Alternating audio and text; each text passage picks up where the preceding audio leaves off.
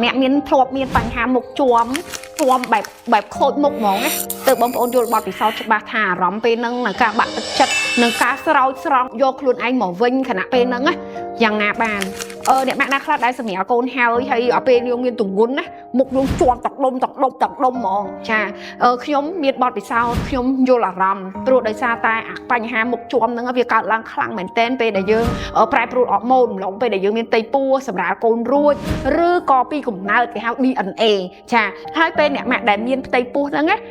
កើតជាប់មុខម្លងពេលហ្នឹងណាសួរថាជាប់ហ្នឹងអត់ទៅអីទេដោយសារវាប្រែប្រួលអរម៉ូនតែចំណុចមួយទៀតគឺអាចរុយព្រោះអាចរុយហ្នឹងគឺអាចឆ្លងទៅដល់កូនក្នុងផ្ទៃបានបើតាមការសិក្សាអញ្ចឹងអ្នកម៉ាក់ទាំងអស់គ្នាបញ្ហាមុខជួមវាជាបញ្ហាមួយដែលធ្វើឲ្យយើងរងទុក្ខលំបាកឈានទៅដល់ការបាក់ទឹកចិត្តហើយអ្នកខ្លះទៀតគាត់អាចអត់យល់ហ្នឹងពេលគ្នាមានផ្ទៃពោះមុខជួមចឹងពេលខ្លះគាត់ថាស្វាមីគាត់អត់យល់ថាគាត់មុខអាក្រក់ម៉េះមុខខ្មៅដូចកណាត់កតបអាហ្នឹងភាសាដែលគេធ្លាប់ប្រើហើយមានអ្នកបាក់ទឹកចិត្តយំហើយមានអារម្មណ៍ថាតក់ស្លុតជាមួយនឹងសម្រស់ខ្លួនឯងតែវាជាមោទនភាពខ្ញុំតែទៅលើកទឹកចិត្តថាអ្នកម៉ាក់ហ្នឹងគឺជាមោទនភាពរបស់អ្នកម៉ាក់នៅក្នុងការលះបង់ដែលជាសភាពសម្រស់របស់ខ្លួនហ្នឹងហើយផ្ដល់ទៅឲ្យកូនព្រោះវាជាបេសកកម្មរបស់យើងនៅក្នុងការបង្កកំណើតក្នុងការផ្ដល់គេហៅថា